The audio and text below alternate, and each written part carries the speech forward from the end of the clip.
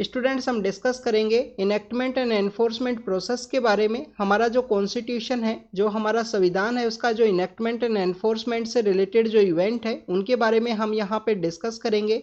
Students अगर हम बात करें हमारी प्रीवियस क्लास के बारे में, तो हमने हमारी जो कॉन्स्टिट्यूशन असेंबली है जिसके अंदर अलग अलग टास्क को परफॉर्म करने के रिगार्डिंग में डिफरेंट टाइप की जो कमेटीज हैं वो बनाई गई थी। डिफरेंट टाइप की जो कमेटीज है उस कॉन्स्टिट्यूशन असेंबली के अंदर बनाई गई, उनके बारे में हमने डिस्कस किया था। जिसके अंदर मेजर टाइप ऑफ कमेटी है, यूनियन पावर कमेटी है, यूनियन कॉन्स्टिट्यूशन कमेटी है, और एक आप देखें कि आप ड्राफ्टिंग कमेटी आपको देखने के लिए मिलेगी जो कि सबसे इंपॉर्टेंट है हमारे कॉन्स्टिट्यूशन के पर्सपेक्टिव से।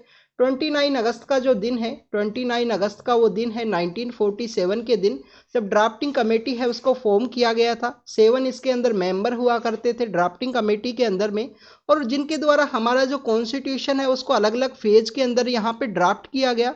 टोटल 141 डेज के समय में वो ड्राफ्टिंग कमेटी है वो अपना मीटिंग है उसको करती है, और जिसके अंदर हमारा कॉन्स्टिट्यूशन है उसको ड्राफ्ट किया गया है। अगर हम 7 मेंबर्स के बारे में बात करें तो डॉक्टर B.R. अम्बेडकर हैं, वो इस कमेटी के चेयरमैन हुआ करते थे। इसके अलावा आप देखें कि एन गोपाल स्वामी अयंगर हैं, अल्लादी कृष्ण स्वामी अय्यर हैं, आपको सैयद मोहम्मद सादुल्ला देखने के लिए मिलेंगे, डॉक्टर K.M. मुंशी हैं, एन माधव राव हैं जिनके द्वारा B.L. मित्तर को रिप्लेस किया गया था, और T.T. कृष्णामाचारी हैं जिनके द्वारा किसको रिप्लेस किया गया था स्टूडेंट? डीपी खैतान को। डीपी खैतान को किसके द्वारा रिप्लेस किया गया था? टीटी कृष्णामाचारी। तो ये 7 मेंबर्स का नाम आपको पता होना चाहिए। 141 डेज के लिए ये जो ड्राफ्टिंग कमेटी है, ये मिलती है और अपना जो कॉन्स्टिट्यूशन है उसको इसके द्वारा फ्रेम किया गया।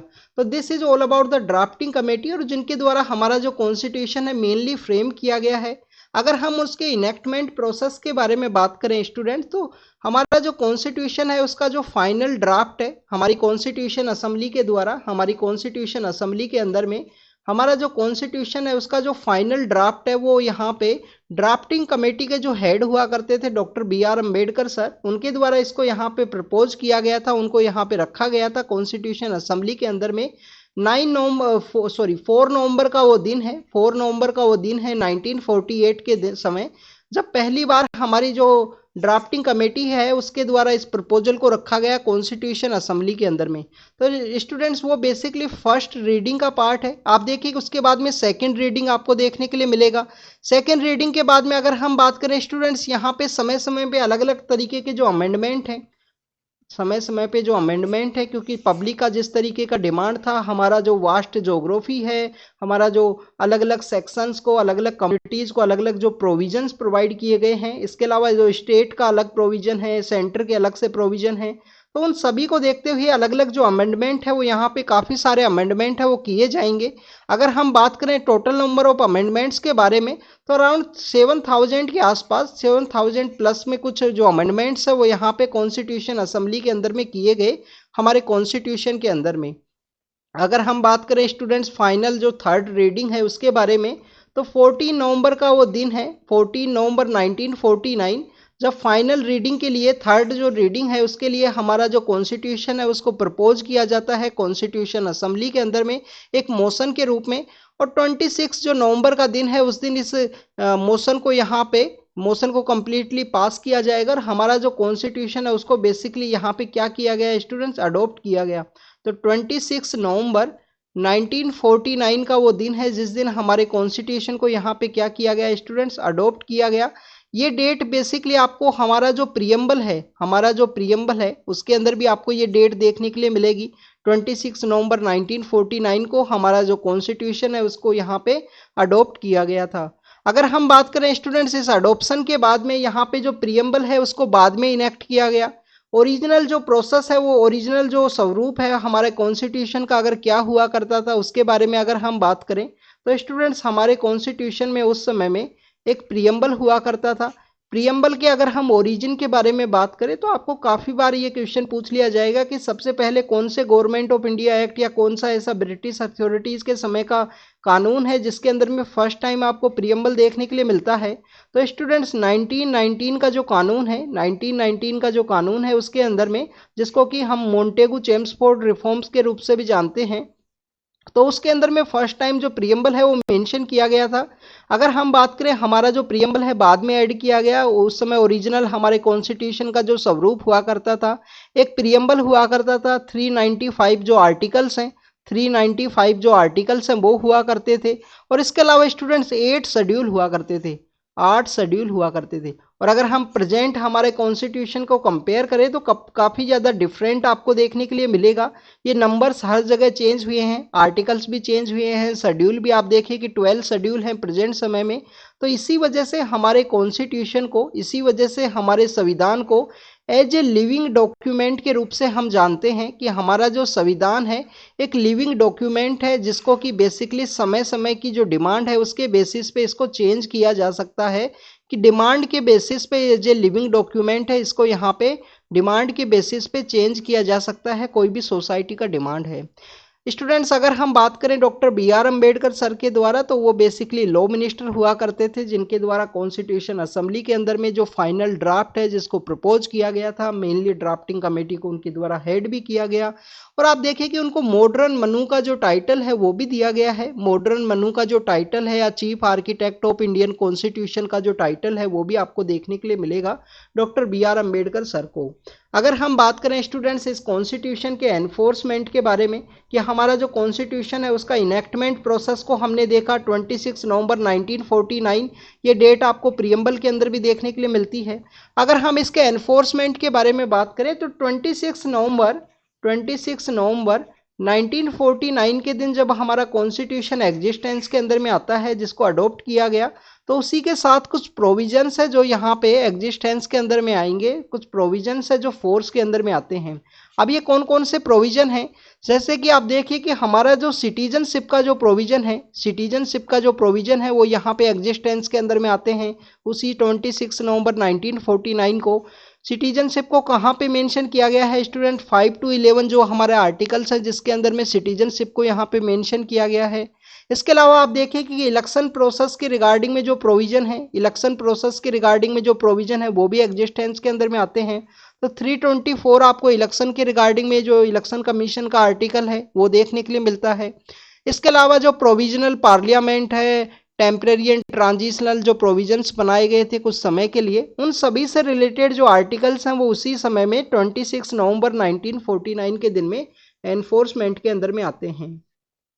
अगर हम बात करें कंप्लीटली जो मेजर पार्ट है उसका, यहाँ पे जो मेजर पार्ट है उसका अगर हम एनफोर्समेंट के बारे में बात करें, तो जो 26 जनवरी 1950, जिस दिन हम हमारा जो पहला जो रिपब्लिक डे है उसको यहाँ पे सेलिब्रेट करते हैं। तो स्टूडेंट 26 जनवरी 1950 के दिन हमारा जो कंप्लीट कॉन्स्टिट्यूशन है वो एनफोर्समेंट के अंदर में आया। उसको डेट ऑफ कमेंसमेंट के रूप से भी हम जानते हैं। इस 26 जनवरी 1950 को बेसिकली डेट ऑफ कमेंसमेंट के रूप से भी हम जानते हैं, कि डेट ऑफ कमेंसमेंट के रूप से इसको जाना जाता है।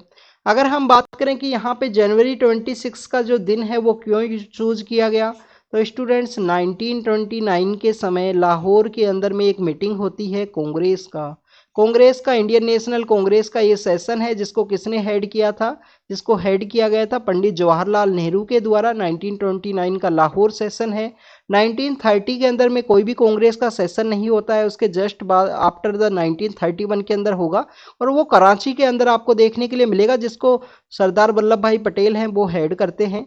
तो 1929 का जो सेशन हुआ लाहौर के अंदर, वहाँ पे बेसिकली एक रिजोल्यूशन अडॉप्ट किया गया था कि हमको जो पूर्ण स्वराज है उसको यहाँ पे अडॉप्ट करना है, पूर्ण स्वराज को अचीव करना है। और उसी पूर्ण स्वराज डे के रूप में हम जो नेक्स्ट 26 जनवरी है, जो 26 जनवरी है 1930 का, उस दिन हम हमारा जो डिस्ट्रिक्ट हेडक्वार्टर है वहाँ पे एक पूर्ण स्वराज डे के रूप में उसको सेलिब्रेट करेंगे। तो स्टूडेंट्स, इसी वजह से 26 जनवरी का जो हिस्टोरिकल इन्फ्लुएंस को देखते हुए हमारा जो कॉन्स्टिट्यूशन है उसका कमेंसमेंट 26 जनवरी 1950 के दिन किया गया, और उसी दिन हम हमारा जो रिपब्लिक डे है उसको सेलिब्रेट करते हैं। जैसे ही हमारा कॉन्स्टिट्यूशन का यहाँ पे कमेंसमेंट हुआ, जैसे ही कॉन्स्टिट्यूशन का जो मेजर पार्ट है उसका यहाँ पे क्या हुआ स्टूडेंट, कमेंसमेंट हुआ। कमेंसमेंट होने के साथ ही हमारे जो प्रीवियस एक्ट्स हैं, जिसमें इंडियन इंडिपेंडेंस एक्ट है, इंडियन इंडिपेंडेंस एक्ट है जिसके द्वारा कॉन्स्टिट्यूशन असेंबली को सोवरिन बॉडी बना दिया गया था। तो 1947 का ये जो इंडियन इंडिपेंडेंस एक्ट है वो यहाँ पे बेसिकली रिपील होता है। इंडियन जो यहाँ पे Indian act of 19 government of India act है जो 1935 का, गवर्नमेंट ऑफ इंडिया एक्ट है 1935 का, वो भी यहाँ पे रिपील होता है। और इसके अलावा और जो डिफरेंट टाइप के जो सप्लीमेंट्री जो यहाँ पे एक्ट्स बनाए गए थे वो सभी यहाँ पे उनका एग्जिस्टेंस खत्म होता है जैसे ही हमारा कॉन्स्टिट्यूशन है वो कमेंसमेंट के अंदर में आया। अगर हम बात करें स्टूडेंट्स क्रिटिसिज्म के बारे में कि हमारा जो कॉन्स्टिट्यूशन है, हमारा जो कॉन्स्टिट्यूशन है उसका कुछ क्रिटिसिज्म भी आपको देखने के लिए मिलता है। स्पेशली जो कॉन्स्टिट्यूशन असेंबली है उसका कुछ क्रिटिसिज्म आपको देखने के लिए मिलेगा।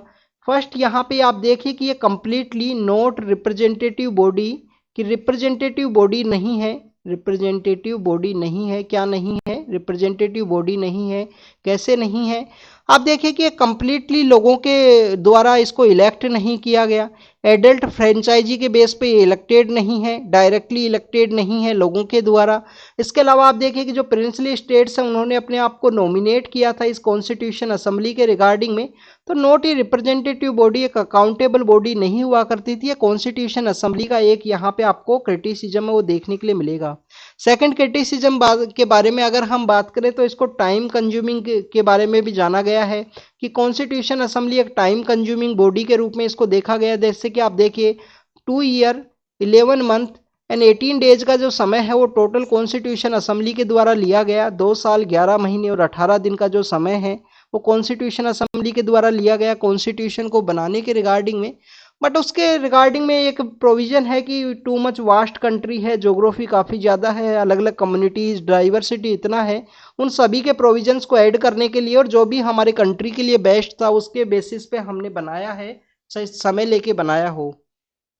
हिंदू डोमिनेटेड, ऐसा मुस्लिम लीग के द्वारा या ब्रिटिश अथॉरिटीज़ के द्वारा उसको यहाँ पे एलिगेशंस लगाए जाते हैं कि जो कॉन्स्टिट्यूशन असेंबली है वो हिंदू डोमिनेटेड हुआ करती थी, कि मैक्सिमम हिंदू डोमिनेटेड है। पर आप देखिए कि पॉपुलेशन भी ज़्यादा इसी कम्युनिटी का होने की वजह से आपको हिंदू डोमिनेटेड देखने के लिए मिलेगी।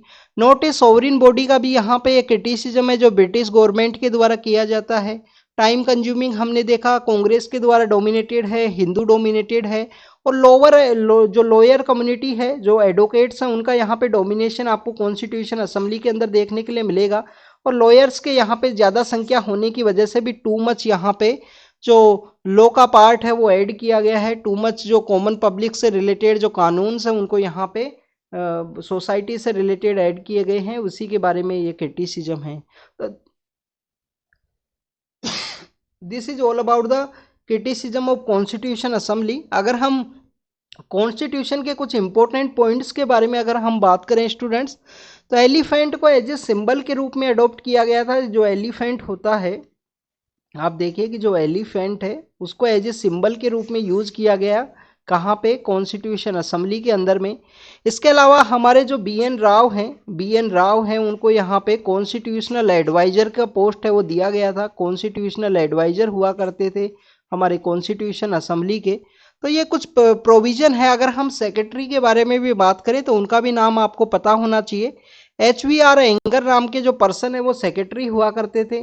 HVR आयंगर नाम के जो पर्सन है वो बेसिकली यहाँ पे सेक्रेटरी हुआ करते थे, हमारी कॉन्स्टिट्यूशन असेंबली के सेक्रेटरी हुआ करते थे कॉन्स्टिट्यूशन असेंबली के। तो this is all about the constitution assembly. Enforcement and enactment process के बारे में हमने रीड किया। लिविंग डॉक्यूमेंट है उसके बारे में रीड किया। कॉन्स्टिट्यूशन असेंबली का जो डिमांड है वो तो हमने काफ़ी बार पहले भी रीड किया है। MN रॉय के द्वारा डिमांड की गई, जवाहरलाल नेहरू हैं, फिर काफ़ी सारे कमीशन आएंगे, August offer, Cripps mission. Later phase में आप देखिए कि कैबिनेट मिशन के द्वारा समहाउ जो कॉन्स्टिट्यूशन असेंबली है उसको अडॉप्ट किया जाएगा। उसके नंबर्स के बारे में आपको देखने के लिए मिलेंगे। फिर उसका फर्स्ट मीटिंग होगा मुस्लिम लीग के द्वारा, उसको यहाँ पे स्किप किया जाएगा। इंडियन इंडिपेंडेंस एक्ट आता है, संख्या है वो जो रिड्यूस होगी। जो 389 इनिशियल फेज में हुआ करती थी वो 299 की जो संख्या है वो चली जाएगी। कॉन्स्टिट्यूशन असेंबली का ये प्रोविजंस है जिनको हमने काफ़ी बार डिस्कस किया है। तो thank you students, thank you very much.